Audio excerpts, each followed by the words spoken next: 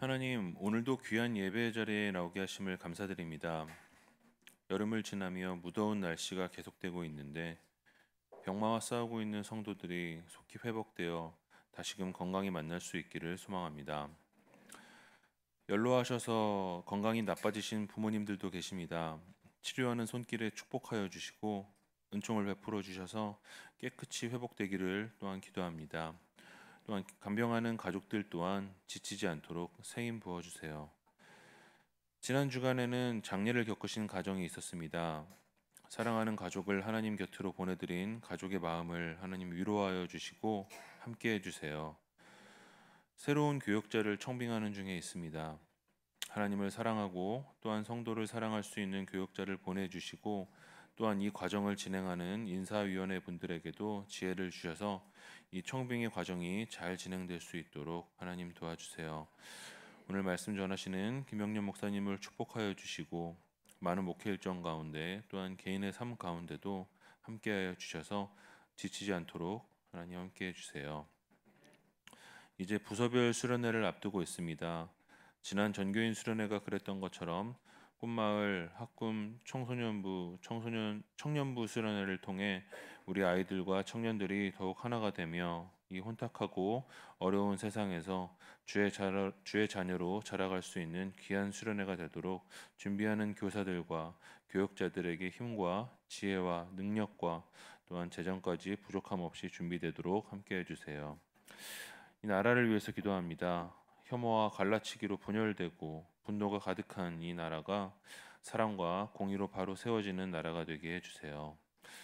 기쁜 일에 다 같이 기뻐하고 또한 슬픈 일에 다 같이 이루어질 수 있는 우리 다드림 공동체가 되기를 소원합니다. 이 모든 말씀 예수님의 이름으로 기도합니다. 이번 한 주간 장례를 치루었습니다. 제가 이 장례를 치를 때 가장 크게 느끼는 것은 성도라는 말의 실체가 얼마나 큰 힘이 있는가 하는 것입니다. 사실 우리가 조문을 할 때 대부분 저 사람이 나하고 친한가 아니면 또 나와 어떤 가족 관계인가 이런 것을 많이 따지지 않습니까? 그런데 이런 인맥이나 친밀함을 따지지 않고 성도라는 이름 하나만 이렇게 내걸어도 사람들이 와서 함께 조문을 합니다. 그럴 때마다 성도라는 이 말이 갖고 있는 정체성이 얼마나 큰 힘을 얻는지 다시 한번 깨닫게 되었습니다. 뿐만 아니라 이번 장례를 치르면서 저도 처음 경험했는데요.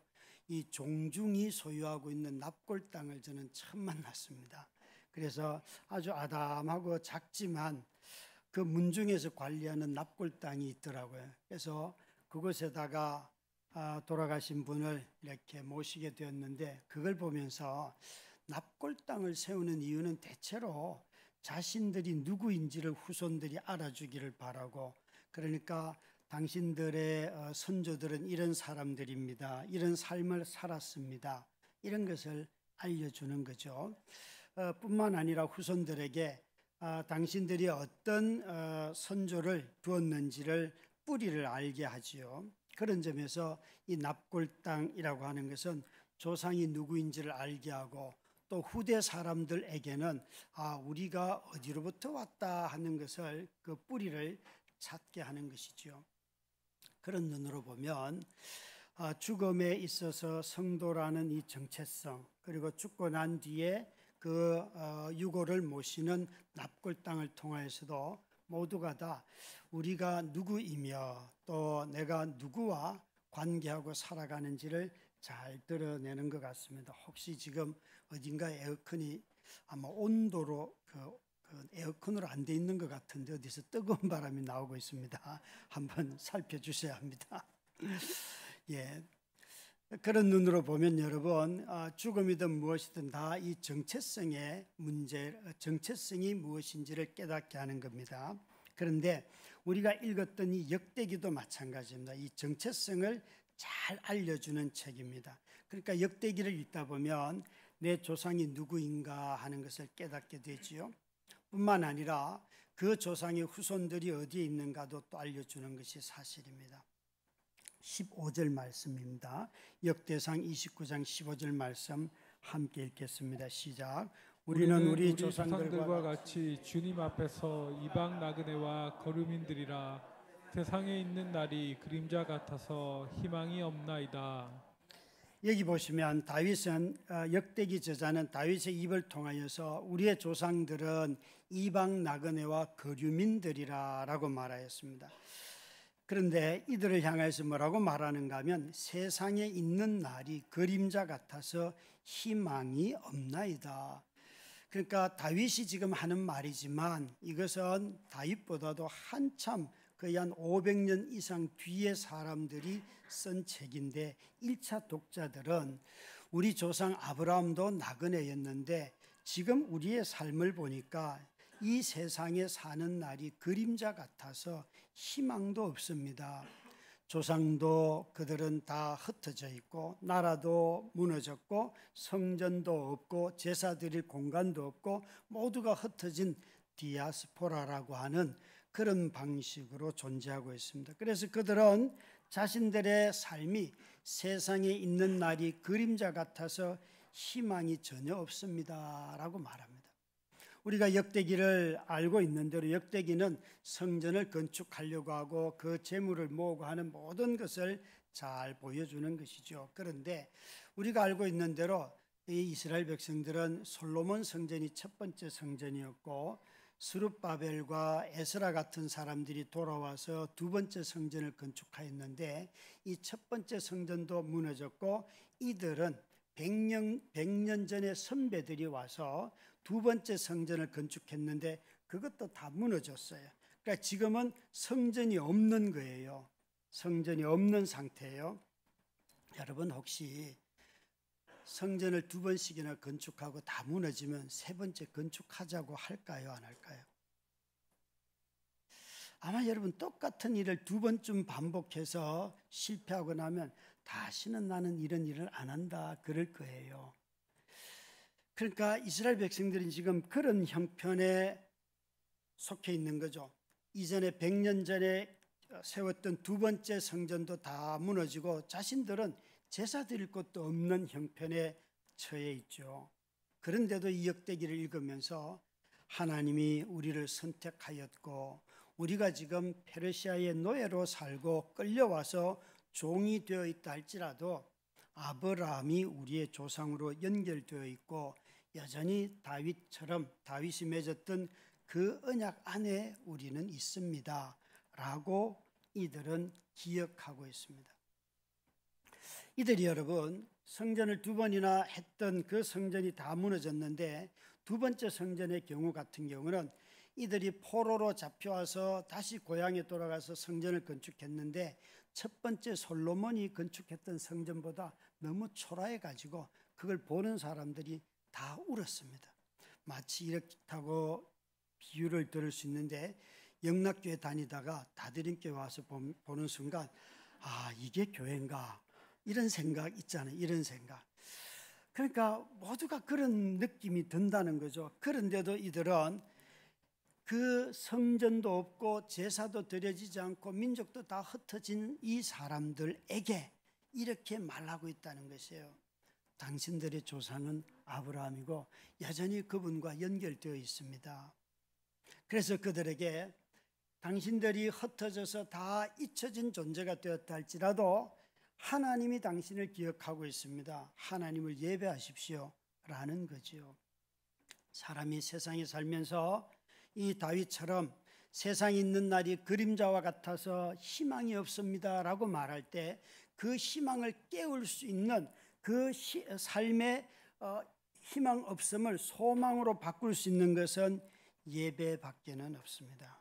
왠가 하면 예배는 우리의 근원이 어디에 있는지 알려주기 때문에 그렇습니다. 내가 어디에 속하였으며 나의 선조는 누구이며 이 세상을 만드신 분은 누구인지를 알려주는 것이 예배이기 때문에 그렇습니다. 우리는 자주 우리의 인생이 떠돌이처럼 그리고 그림자처럼 먼지처럼 누군가 이제 그만 회사 나오세요 라고 말하면 쉽게 사라질 존재로 우리 자신을 여기지만 놀랍게도 이 역대기 저자는 이렇게 말합니다. 당신들이 소망이 없이 먼지처럼 살고 있어도 놀랍게도 당신들은 하나님의 선택받은 백성입니다. 다윗의 표현대로 한다면 당신이 먼지 같은 인생이라 할지라도 왕관을 쓰고 있는 존재입니다 라고 말합니다. 혹시 이런 말들을 들으면 야, 정신승리하라는 소리로 들리네 그럴지 모르겠어요. 정신승리 아니요, 성경은 정신승리하라고 한 적이 단 한 번도 없습니다. 약속을 기억하라는 것입니다. 약속을 기억하라는 거죠. 정신승리가 아니라 약속이 승리한다는 것입니다. 다윗은 자기 자신의 또 자신의 후손들이 아니 역대기 저자는 다윗의 입을 빌려서 우리는 세상에 소망이 희망이 없는 자가 되었습니다. 그림자도 같습니다 라고 말하지만 그는 놀랍게도 이 약속을 붙들 때에 자신들이 누리고 있는 모든 것이 누구의 것인지 깨닫습니다. 그는 다윗의 입을 빌려서 우리가 누리는 모든 것은 다 주의 것입니다. 모든 것이 다 주의 것입니다 라고 그는 말합니다. 11절 말씀을 한번 보실까요? 함께 읽습니다. 여호와여 위대하심과 권능과 영광과 승리와 위엄이 다 주께 속하였사오니 천지에 있는 것이 다 주의 것이로소이다. 여호와여 주권도 주께 속하였사오니 주의 높으사 만물의 머리심이니이다. 여기에 보시면 다윗은 전쟁을 이야기합니다. 자신들은 전쟁에서 졌습니다. 그런데도 불구하고 전쟁의 용어들을 위대하심과 권능과 승리와 위엄을 이야기하면서 자신들은 분명히 졌음에도 불구하고 지금 포로로 끌려와 있음에도 불구하고 이 모든 것은 다 주님의 것입니다. 천지에 있는 주권이 다 주께 속하였습니다. 모든 권세는 다 주님이 머리이십니다 라고 말하고 있습니다. 여러분, 다윗의 삶을 돌아보면 골리앗과 싸워서 이겼습니다. 또 다윗은 내가 전쟁을 잘해서 싸우면서 이겼다고 말하지 않습니다. 하나님이 나에게 승리를 주셨다고 말하고 있습니다. 전쟁뿐만이 아닙니다. 그는 12절에 보면 부와 권세와 모든 만물의 능력이라고 하면서 12절 끝에 보면 모든 사람을 크게 하심과 강하게 하심이 주의 손에 있나이다. 여러분, 하나님께서 사람을 높이기도 하고 하나님께서 그를 낮추기도 하고 하나님께서 힘을 주시기도 하고 하나님께서 그에게 힘을 빼기도 하신다라고 높고 낮음, 건강함과 약함과 모든 것이 다 주님의 것이라고 말하고 있습니다. 여러분, 부와 명예가 다 하나님으로부터 오지요. 여러분, 다윗은 사실 허물도 많습니다. 그런데 이 역대기는 모든 허물을 다 감춰주고는 다윗 네가 목동이었지만 하나님께서 너를 이스라엘의 왕으로 삼아주셨다라고 말하고 있습니다. 뿐만 아닙니다. 14절에 보시면 함께 읽을까요? 나와 내 백성이 무엇이기에 이처럼 즐거운 마음으로 들을 힘이 있었나이까. 모든 것이 주께로 말미암음이니 우리가 주의 손에서 받은 것으로 주께 드렸을 뿐이니이다. 다시 말씀드리지만 이 역대기의 제1저자는 페르시아의 포로로 잡혀가 있는 사람들이라서 성전도 없습니다. 그들이 있는 것은 회당밖에 없습니다. 회당에서는 제사를 드리지 않습니다. 제물을 하지 않습니다. 그곳에서는 말씀을 가르치고 모여서 예배하지만 성전에서 그런 짐승을 바치듯이 하는 그런 제물이 없는데도 불구하고 이렇게 말합니다. 이처럼 즐거운 마음으로 드릴 힘이 있게 하였습니까? 주께로 말미암아 주 손에서 받은 것으로 주께 드렸을 뿐입니다. 그러니까 자신들이 지금 이렇게 하나님 앞에 드리는 모든 것은 그것이 전쟁이든지 자신의 부이든지 건강이든지 능력이든지 또 하나님 앞에 드리는 예물이든지 간에 다 하나님으로부터 받은 거라는 거예요. 하나님이 내가 누리고 내가 드리고 내가 나누는 모든 것의 소유주가 주님이라는 겁니다. 심지어 16절에는 그래서 그는 이렇게 말하죠. 함께 읽겠습니다. 우리 하나님 여호와여, 우리가 주의 거룩한 이름을 위하여 성전을 건축하려고 미리 저축한 이 모든 물건이 다 주의 손에서 왔사오니 다 주의 것이니이다. 여기 다윗은 그가 성전을 건축하려고 재물도 모으고 목재도 모으고 사람도 모으고 다 했는데 이 모든 것들 또한 다 주님이 주셨다는 것이에요. 저는 이 저축이라는 단어를 기억하면서 웃었는데요. 저축한다는 게 참 어렵잖아요, 여러분.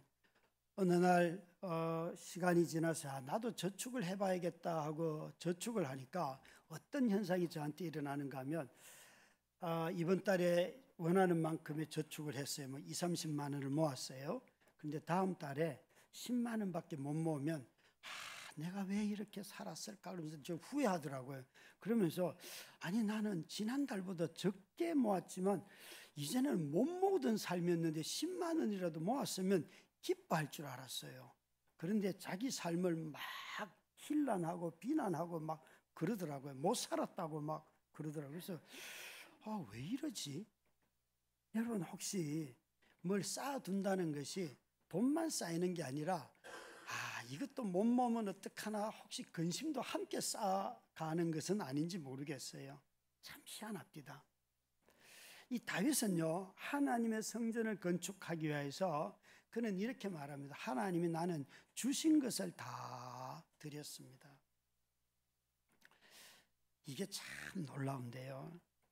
저와 여러분이 우리 삶의 기쁨이 사라질 때 보면 전부 다 내가 한 일, 내가 노력하고 내가 가지고 정말 내가 드리고 이런 것들이 전부 다 내 것이라고 할 때 그때 여러분 기쁨이 없어져요. 하나님이 나의 주신 것이라는 이것이 내 삶의 명료해지면 호흡하는 것도 뭐 숨이 좀 차긴 하지만 그것도 즐겁고요. 또 내게 무엇을 드리든지 이곳에 와서 몸이 드리는 이것만 해도 참 기쁜 일 아닙니까 여러분? 돈이 있든 없든 아프든 어떻든 사람들은요 예배 드리러 올 때 너무 지나치게 설교 자체만 가지고 너무 많은 점수를 매기고 설교 하나가 마치 모든 기쁨을 다 주거나 빼앗거나 하는 것처럼 생각을 해요. 설교는 되게 중요한 건 맞아요. 그런데 여러분 지금 이 관점으로 보는 것은 뭔가 하면 여러분 월요일부터 토요일까지 여러분의 생활 가운데 하나님이 주신 게 많잖아요. 주일날 와서 이곳에서 예배 드리는 이 짧은 2-3시간 이것 말고 평일날 여러분 눈 떠서 하루 잠들 때 잠드는 그 시간에도 하나님이 우리를 지켜주시고 일하게 하시고 나누게 하시고 먹게 하시고 수많은 것들을 다 누리는데도 불구하고 그때는 아무런 기쁨도 누리지 못하다가 이곳에 와서 오직 설교 한번 딸랑 들으면서 이걸로 모든 기쁨을 다 퉁치려고 하니까 설교자가 힘든 거예요. 설교는 중요하긴 하지만 하나님이 주신 것을 누리는 기쁨을 잃어버리고 살다 보니까 예배 드리러 올 때 기쁨이 없는 거예요. 의무감만 충만해가지고 여러분 뭐 여기 오는 것만이 꼭 예배는 아니죠, 그죠? 그런데 이곳에 들어올 때 이미 내 삶 속에서 주신 그 기쁨을 누리고 살아간다면 우리는 이 자리에 와서 찬양도 성도의 만남도 또 함께 드리는 예배하러 오는 아이들을 봐도 우리 얼마나 기쁨이 많겠습니까? 자꾸만 하나님이 내 생활 가운데 주신 것은 잊어버리고 마치 아무것도 안 주신 것처럼 모자라는 것만 생각하면서 이 자리에 들어오다 보면 내게는 기쁨이라고는 하나도 없다는 말입니다. 여러분 자녀들을 볼 때는 두 마음이 다 있잖아요. 두 마음이. 제가 요즘 이 자녀들이 커가면 나는 더 자유할 줄 알았는데 커가는 만큼 고통도 어마어마하게 커진다는 것을 새롭게 또 경험하고 있습니다. 근데 자녀들의 인생을 보면서 하나님이 나에게 준 선물이야 이렇게 여러분 받아들이는 순간이 많습니까? 아이고 짐이다 짐, 힘들다 어떡하냐 이런 말들은 안 해도 여러분 아이들을 볼 때에 이런 생각, 내가 너희들의 보호자다. 이게 너무 생각이 많아요. 아니요 여러분, 자녀들의 보호자는 하나님이에요. 저 멀리 있는 큰딸이 저한테 그랬어요. 아빠 나는 시집 안 가 그러더라고요. 그래서 제가 야 그래 네 삶을 네가 책임져야 되는데 책임질 수 있겠냐? 그러니까 자기 혼자 책임질 수 있대요. 그래서 너 지금이라도 병원에 가서 입원을 해봐라. 그러면 단번에 보호자를 찾는데 너의 보호자는 아빠다. 병원에서 어떤 동의 서든 다 아빠가 사인하지 않으면 너 치료도 제때 못해. 아빠가 네 보호자야. 그러니까 아빠로부터 독립하기를 원하거든. 제발 네 남편을 찾아가라. 그래야 내가 졸업할 수 있다. 그랬더니 애가 말을 안 하더라고요. 여러분, 참 애들이 생각이 짧아요. 그죠? 짧아요. 저는 늘 기도하고 있습니다. 여러분, 너희의 보호자는 하나님이야 라고 말하면서 살아가는데, 자녀들을 기를 때도 내가 보호자가 아니고 자녀들이 내게 준 선물이고 내가 이 자녀들을 양육자인 건 맞지만, 그러나 그 인생의 보호자는 하나님이시라는 것을 인정하게 되면 우리 마음에 좀 여유가 생겨요. 자녀들을 다 내가 책임질 것처럼 하면 여유가 없어서 늘 예민해지고 아이들과 싸우기가 쉽습니다. 여러분, 아이들의 인생의 보호자, 주인은 하나님이세요. 우리의 모든 자녀들도 다 하나님의 소유예요. 다윗은 이 고백을 하는데, 역대기 저자는 다윗의 이 고백을 가지고 와서 흩어진 모든 디아스포라 유대인들에게 너희 모두는 너희들이 누리고 있는 지금 이 모든 것은 다 하나님의 것이야 라고 말하고 있다는 것이에요. 그래서 다윗은 이렇게 말합니다. 모든 헌금과 헌물을 자발적으로 넉넉하게 드렸다. 이 역대기를 읽을 때 주의할 것은 이거예요. 1장부터 29장 역대상은 그렇게 29장이 있는데, 이 헌물 이야기가 마지막 장에 나옵니다. 29장에 나옵니다. 이것은 역대기 저자가 갖고 있는 아주 중요한 신학적인 비전이 있는 거예요. 너희들의 정체성으로 족보를 먼저 1장부터 9장까지 족보 이야기가 가장 900명의 사람들이 언급이 됩니다. 900명의 사람들이. 그걸 통해서 너희 조상은 아담이고부터 시작을 합니다. 그리고 난 뒤에 다윗이 성전을 건축하려고 했는데 하나님이 솔로몬이 하지 네가 아니야 라고 하니까 다윗은 그 다음부터 뭘 하는가 하면 지파의 지도자들을 세우고, 특별히 성전에서 일할 제사장들과 문지기들과 또 곡간을 맡을 사람, 노래할 사람들, 어마어마한 성전에서 일할 사람들을 세워요. 그 이야기가 적어도 역대상의 8장이나 길게 펼쳐져 있습니다.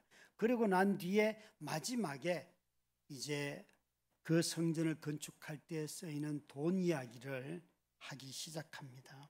그러니까 이건 뭘 말하는가 하면, 아직 성전 건축 자체는 역대하에 솔로몬이 하게 될 터인데, 성전 건축보다 더 건물보다 더 중요한 게 뭐라는 거예요? 성전에서 그 율법을 행하고 제사를 드리고 하나님을 찬양할 사람들이 준비되는 것이 가장 중요한 일이라는 거예요. 여러분, 신앙생활을 할 때 우리가 자꾸만 겉모양을 먼저 생각할 때가 참 많습니다. 이것도 필요하고 형식 다 필요하죠. 건물은 일종의 형식이지 않습니까? 그런데 그 건물에서 일할 사람들, 예배할 사람들이 준비되는 게 더 중요하죠. 예수님이 이 땅에 오셔서 교회를 먼저 세운 것이 아니라 제자들을 세웠지요. 그래서 그들로 하나님의 나라가 무엇인지 알게 하셨죠. 아마 대부분의 설교자들이 역대기를 설교한다면 오늘 이 본문쯤 오면 읽고 난 뒤에 그래서 우리 교회도 성전을 건축하겠습니다 이렇게 발표를 해야지 제격이거든요. 저도 발표를 할까요? 그래야지 이게 딱 아구가 맞아요. 그래서 사람들이 이 본문을 딱 읽으면 우리도 또 목사님이 또 저러시면 어떡하나 막 긴장할지 모르겠는데, 놀랍게도 하나님은 제게 그런 마음을 전혀 주시지를 않으셨어요. 건물보다도 사람이 준비되는 게 더 중요하다. 이게 지금 다윗이 우리에게 하고자 하는 아주 중요한 말 중에 하나예요. 그런데 다윗은 마지막에 내가 우리 아들이 성전을 건축할 터인데 그때 준비될 예물을 비록 내가 건축하지 못하여도 나는 온 마음을 다해서 내가 가진 모든 것을 자원하여서 기쁘게 하나님 앞에 다 드린다 라고 말하고 있습니다.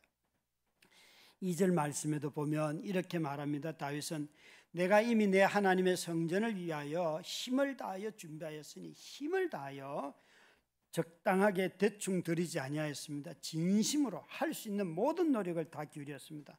3절에는 보시면 또 이렇게 되어 있습니다. 내 마음이 내 하나님의 성전을 사모함으로 내가 사유한 금으로. 그러니까 다윗은 왕이 되어서 왕이 쓸 수 있는 모든 국가의 돈을 다 써서 성전을 건축하는 데 들였을 뿐만 아니라 또 자기가 소유하고 있는, 개인적으로 소유하고 있는 금까지 내서 이 성전을 건축하는 일에 보탰다는 것이에요. 얼마나 마음이 기쁩니까? 그러니까 적어도 성전을 사모하였기 때문에 이 자신이 사적으로 가지고 있는 개인 재산까지도 드리기를 아주 기뻐했다는 거죠. 뿐만 아닙니다. 이 본문의 5절부터 시작되는 6절, 7절까지 보시면 저기 나오는 그 드린 양이 어마어마합니다. 저 금 3,000달란트라고 적혀 있지 않습니까? 금 3,000달란트, 오늘날로 환산하면 근 102톤입니다. 102톤. 야, 정말 102톤입니다. 어마어마하죠. 또 은 7,000달란트였는데 이건 238톤입니다. 와, 정말 어마어마한 양들입니다. 어마어마한 양들. 다윗은 자기 자신이 먼저 이렇게 하나님 앞에 엄청난 그 수량의 금과 은을 다 바쳤습니다. 그리고 난 뒤에 5절에 이렇게 묻지요. 오늘 누가 절거이 손에 채워 여호와께 드리겠느냐. 자기 자신은 다 드렸어요. 그래서 이렇게 묻습니다. 왕인 그가 누가 나처럼 손에 가득 채워서 하나님 앞에 또 드리겠느냐 물었더니만 6절 보실까요? 이렇게 6절의 말씀을 응답하고 있습니다. 함께 읽습니다. 이에 모든 가문의 지도자들과 이스라엘 모든 지파의 지도자들과 천부장과 백부장과 왕의 상관이 다 즐거이 드리되. 여기에 가문의 지도자들, 모든 지파의 지도자들, 또 천부장, 백부장, 왕의 사무관 모두가 다 즐거이 드렸다는 것이에요. 그 드린 그 양이 7절에 보니까 금만 5,000달란트예요. 5,000달란트. 170톤입니다. 170톤. 금 170톤.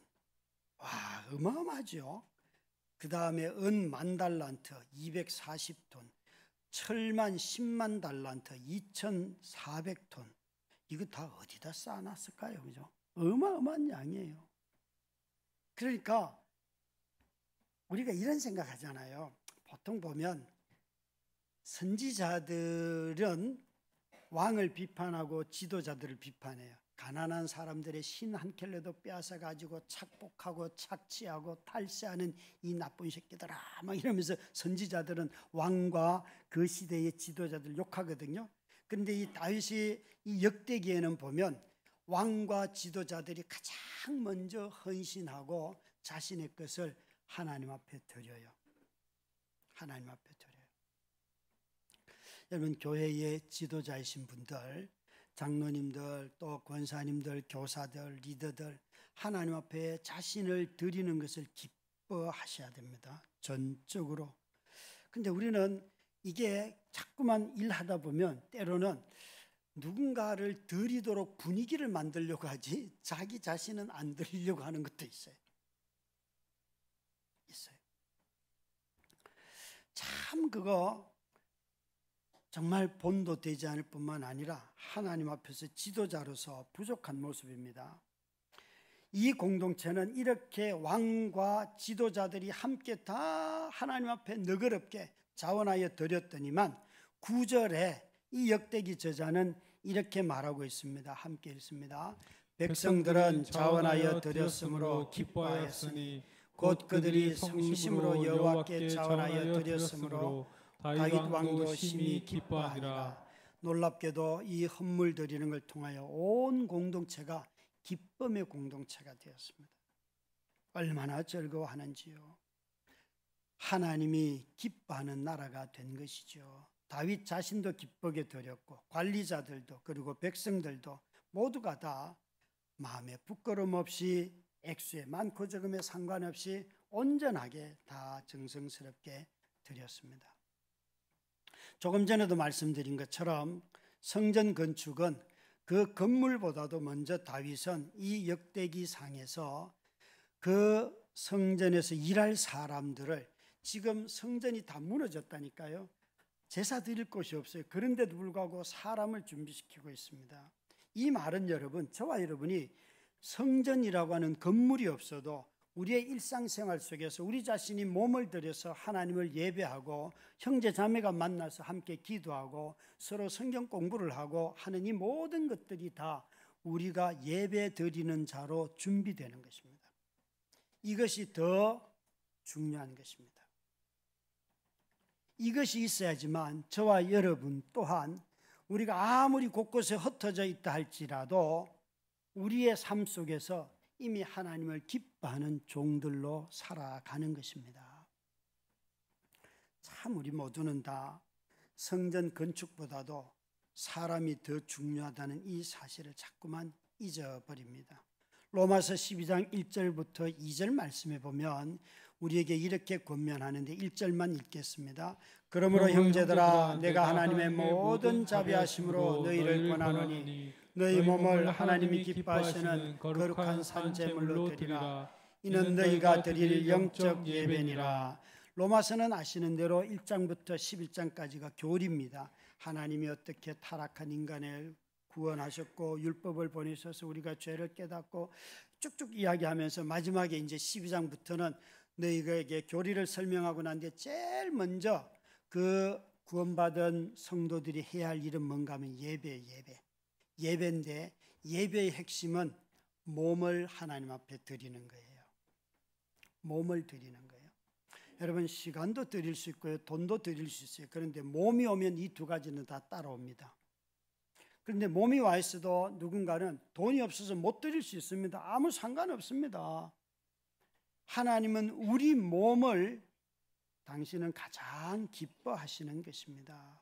여러분, 그리고 난 뒤에 두 번째 할 일이 온전한 뜻이 무엇인지 분별하려고 애를 써야 합니다. 내가 경험한 것 이런 것 아닙니다. 하나님이 기뻐하시고 선하시고 온전한 뜻, 끊임없이 예배하는 자는 삶 속에서 끊임없이 이게 하나님이 기뻐하실까 그것을 생각해야 합니다. 생각이 마비되면 우리 신앙생활은 다 무너지고 예배가 되지 않습니다. 바울은 교리를 설명하고 난 뒤에 제일 먼저 몸을 드려라. 몸을 드려라. 여러분, 교회를 세우는 일에 몸을 드리는 것이 먼저입니다. 정말 이곳에 오는 이것 자체가 여러분 헌신이고 이것 자체가 예배인 것입니다. 그래서 다윗은 이 역대기를 통하여서, 역대기 저자는 다윗을 통하여서 이렇게 말한 것입니다. 너희들이 먼저 몸이 훈련되어야 한다. 그리고 난 뒤에 재물이 따라온다니까요. 그런데 오늘 이 본문에 보면 얼마나 기쁘게 드렸는가 하면 21절에 보니까요, 읽은 이 구절에 드린 짐승의 숫자가 나오는데 수송아지가 1000마리이고 순양이 1000마리고 어린 양이 1000마리인데요. 제사의 방식은 이스라엘은 무려 5개의 제사 방식이 있잖아요. 번제라든지 화목제, 속죄제, 속건제, 소제가 있는데 전부 다 번제예요. 번제라는 것은 하나도 남김없이 다 태우는 거예요. 그러니까 여러분 저기에 3000마리의 짐승이 타는 걸 생각해 보세요. 끔찍하지 않아요? 그런데 원래 짐승이 드려지면 뭐 뒷다리든 가슴이든 이게 제사장의 몫이 있고 예배하는 그 사람들이 함께 먹는 음식을 남겼어요. 그래서 번제라는 말의 뜻은 여러분 모든 것이 다 하나님의 것입니다라고 우리가 먹을 것을 남기지 않는 제사, 얼마나 기꺼이 즐겁게 드렸는지 우리가 이 본문을 보면서도 알 수 있어요. 그러니까 이 다윗을 통하여서 모든 것을 드린다는 가시적인 표현을 번제로 하였던 것입니다. 사랑하는 성도 여러분, 혹시 배우자가 믿지 않는데 배우자를 쫓아서 이 자리에 와 계시는 분들도 계시잖아요. 여러분 그분들이 이미 와 계시는 것이 예배입니다. 믿든 안 믿든 와서 듣고 생각하게 되고 때로는 오기 싫어서 싸움도 하고 얼마나 하겠습니까? 또 자녀들도 마찬가지입니다. 그런데 여러분 그런 것을 기쁘게 여겨주시기 바랍니다. 너무 너는 왜 예배 드리는 태도가 그러냐? 안 믿는데 따라온 것만 해도 얼마나 귀합니까? 그죠?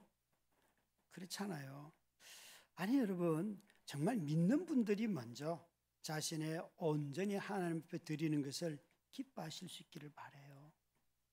우리가 다 주보를 가장 적게 발간을 하고 복사를 하고 다 핸드폰으로 주보가 올라가고 또 예배 드리러 와서 함께 핸드폰으로 순서지를 다 보실 터인데 정말 예배 드리는 이 시간만큼은 여러분 핸드폰에 예배 드리는 것 이외에 다른 일들에 손이 안 가기를 바랍니다. 참 순간순간 얼마나 쉽게 옮겨갑니까? 그러니까 몸을 드리라고 하는데 몸을 다 쪼가리를 내가지고 여러분 하나님이 만약에 부분을 받으신다면 뇌는 하나님 앞에 가 있고 막 이렇게 되지 않을까요? 네, 그러면 예배가 되지 않잖아요. 몸이라고 하는 것은 전심, 전인격, 온전한 마음. 다시 말씀드리죠. 예물보다 더 중요한 거, 헌금보다 더 중요한 거 우리 자신입니다. 돈 한 푼 안 내도 됩니다, 여러분. 낼 형편이 되고 믿음이 되면 하지 그걸 눈치로 헌금하겠습니까? 안 됩니다, 여러분. 그런 것은 오히려 우리 자신들의 신앙생활에 방해가 됩니다. 온전히 하나님을 기억하는 것. 그래서 다윗은 여기에 정말 그가 자기 자신이 하나님 앞에 드리는 것을 얼마나 기쁘게 했는데 제1번 드리는 것을 기뻐해야 되는 것은 우리 자신의 몸이다 하는 것입니다. 이 몸을 하나님 앞에 예배하는 것을 기뻐하는 우리들이 되시길 바랍니다. 오늘 설교 제목이 감사는 감사의 빚 갚기 헌금 이렇게 했습니다. 감사로 하나님에게 빚 갚자 하는 그런 말인데요. 다윗은 이런 하나님께 자기 자신이 얼마나 찬양을 많이 하는지 29장 13절에 보면 이렇게 말을 하지요. 우리 하나님이여 이제 우리가 주께 감사하며 주의 영화로운 이름을 찬양하나이다. 다윗은요 자신이 하나님 앞에 사람을 준비하고 예물을 성전 건축을 위한 그런 재료들을 준비하고 난 뒤에 너무 기뻤습니다. 17절은 같이 한번 읽도록 하겠습니다. 시작. 나의 하나님이여 주께서 마음을 감찰하시고 정직을 기뻐하시는 줄을 내가 아나이다. 내가 정직한 마음으로 이 모든 것을 즐겨이 드렸사오며 이제 내가 또 여기 있는 주의 백성이 주께 자원하여 드리는 것을 보오니 심히 기쁘도소이다. 아멘. 다윗은 너무 기뻐했습니다. 여러분 이 본문이 다윗이 주일날 예배하러 나올 때 11조 했다 그런 게 아니에요. 성전 건축하는 일에 자신의 큰 마음을 드리고 자신이 준비할 수 있는 모든 것을 드렸다는 거죠. 우리가 자칫 이런 걸 읽다 보면 의무감으로 느낄 때가 많아요. 자발적으로 하지 않고 자원하지 않고 드리는 거 참 여러분 의무감이 될 때가 얼마나 많습니까? 그러니까 우리 모두가 다 이 강요하는 것, 신앙을 강요하는 것은 우리 자신들의 마음에서부터 잘 나오지 않습니다. 특별히 예수를 믿고 자원하여 우리 신앙생활을 함에도 불구하고 헌금 문제에 가면 자원하는 마음, 즐거운 마음 없이 억지로 하는 경우들도 많습니다. 그런데 이것이 자원하는 마음이 되려고 하면 무엇을 보셔야 되는가 하면 내 인생에 내가 누리는 모든 것이 하나님께로부터 왔다는 것을 깨닫기 전에는 자원하는 마음을 갖지 못합니다. 내가 벌고 내가 수고했고 내가 아꼈고 막 이런 거 하면요 막 걱정이 더 많아지고요. 하나님이 나에게 주신 것을 내가 누리며 살고 있습니다 라고 말할 때는 액수와 상관없이 드리는 것이 마음의 기쁨이 됩니다. 기쁨이 됩니다. 여러분 이런 눈이 없으면 사실은 하나님이 내게 주신 것들을 내가 누리고 삽니다 라는 생각을 믿음이 없으면 아무것도 드리지 못합니다. 사람들은 가끔 11조만 드려도 참 대단한 일이라고 생각을 합니다. 저도 그렇게 생각하는 면들이 있습니다. 그러나 그것 가지고는 되지 않는 것이 있습니다. 어쩌면 우리는 규정을 가지고 이 정도 드리고 이런 것에 훨씬 쉬울지도 모릅니다. 그것이 무엇이든지 간에 기쁜 마음으로 즐겁게 드릴 수 있겠는가 라는 것이 핵심입니다. 요즘은 헌금을 드리면 전부 다 기부금 영수증을 연말에 끊습니다.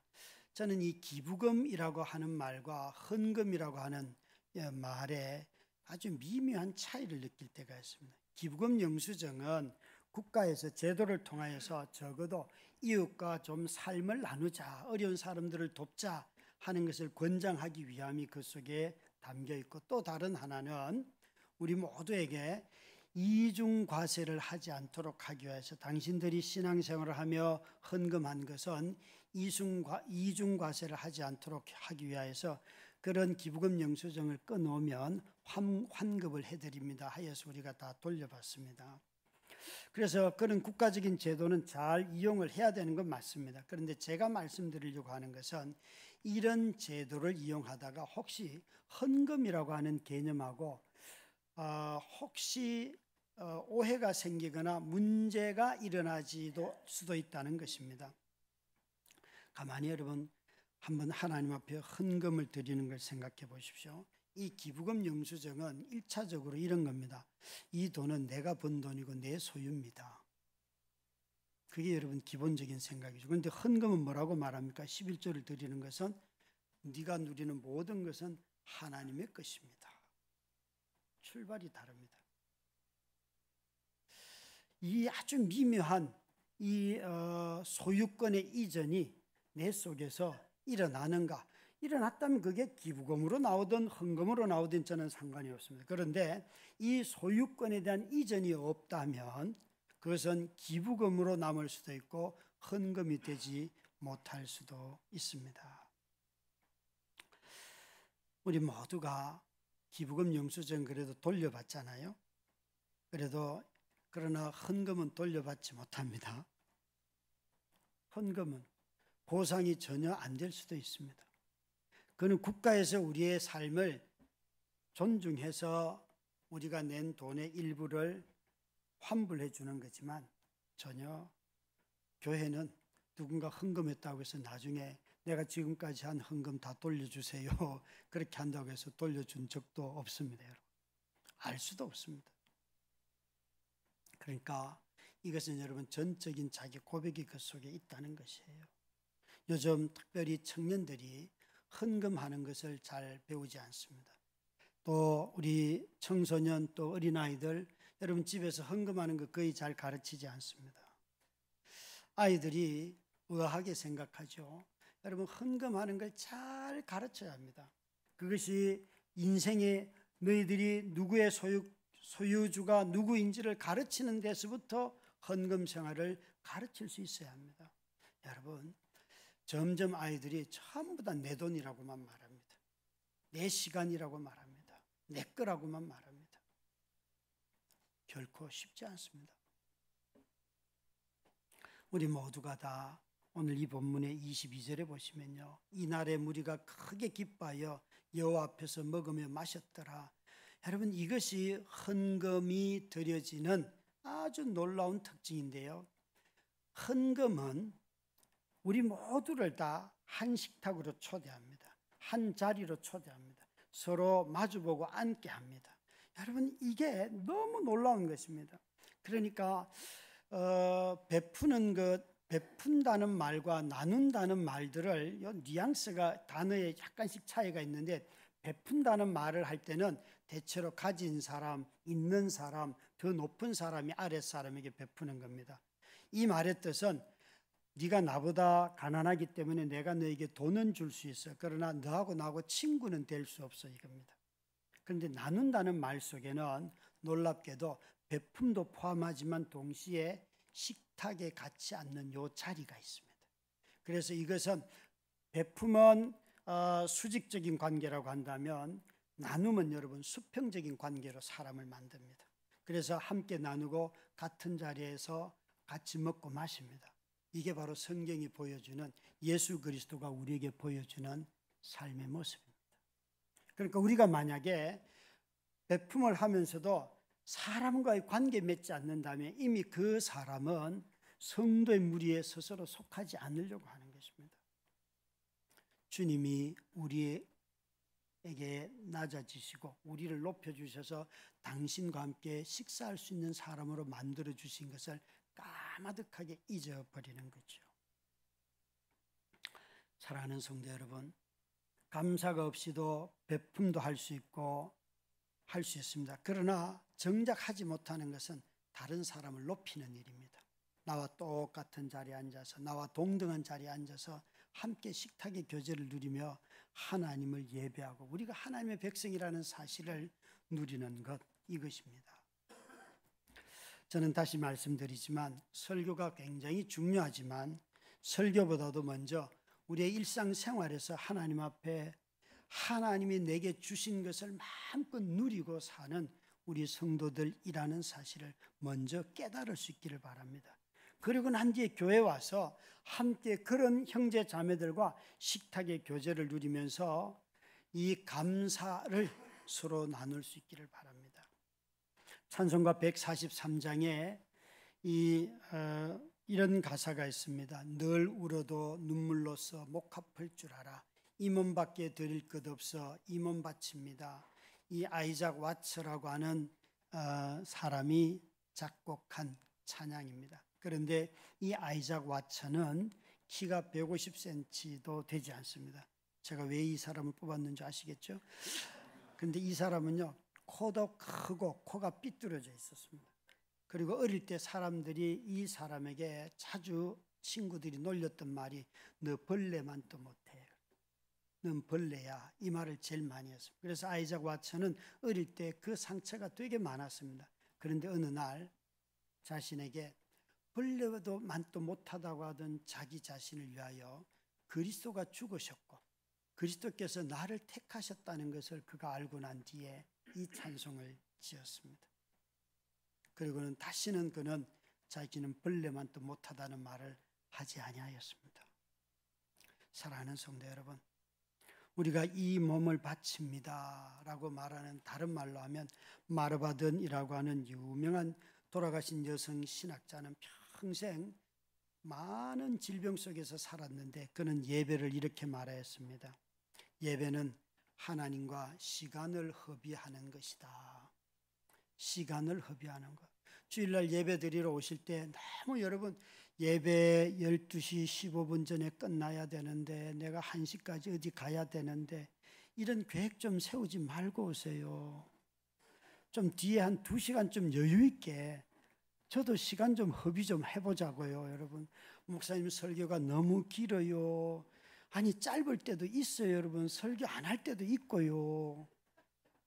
뭔가 하면 주일날 오실 때에 좀 하나님과 시간 허비하고 성도들과 시간 허비하러 교회 좀 오시라고요. 그렇게 똑똑하고 계획이 많고 인생을 자기가 마치 모든 계획을 다 세워서 살아가는 것처럼 제발 그러지 좀 마시라고요. 하나님이 이 날만큼 우리를 여유롭게 하셨으면 함께 누리면서 살아가는 것, 그것이 바로 하나님이 주신 것에 대한 빚을 갚는 감사란 말입니다. 사랑하는 성도 여러분, 다시 한번 함께 성도들과 시간 죽이는, 하나님과 함께 시간을 허비하는 저와 여러분의 예배요 교제가 되시기를 주의 이름으로 축원합니다. 우리 함께 찬양하도록 하겠습니다. 조금